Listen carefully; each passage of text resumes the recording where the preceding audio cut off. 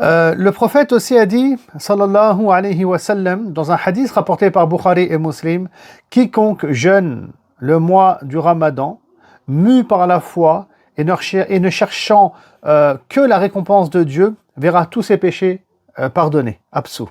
Donc imaginez, quelqu'un qui va jeûner tout le mois du Ramadan parce qu'il a la foi. C'est-à-dire qu'on ne l'a pas obligé à jeûner. Ce n'est pas les parents derrière qui l'ont obligé à jeûner. Il a la foi. C'est-à-dire qu'il jeûne en toute conscience. Avec une foi en Allah, avec un amour envers Allah subhanahu wa ta'ala. Et il veut de lui, en échange, une rétribution. Et la rétribution, bien sûr, c'est le paradis, les péchés qui sont pardonnés, etc.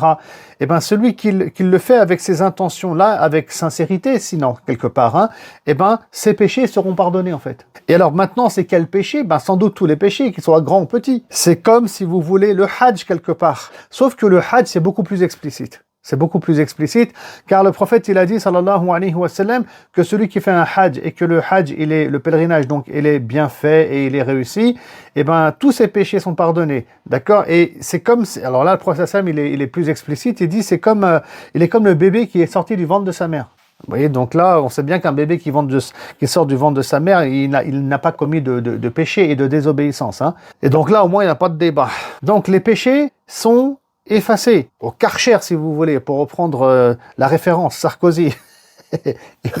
Hop, au Karcher, les péchés sont nettoyés chez l'être humain lorsqu'il jeûne ainsi. Et dans un autre, hadith, le prophète sallallahu alayhi wa sallam dit la même chose. C'est-à-dire que tous les péchés vont être effacés, donc quand on va prier la prière de Tarawih cette fois-ci. La prière de Tarawih le soir, à la mosquée ou bien à la maison même. On n'est pas obligé de prier dans la mosquée, on aura l'occasion, Inch'Allah Ta'ala, de revenir dessus.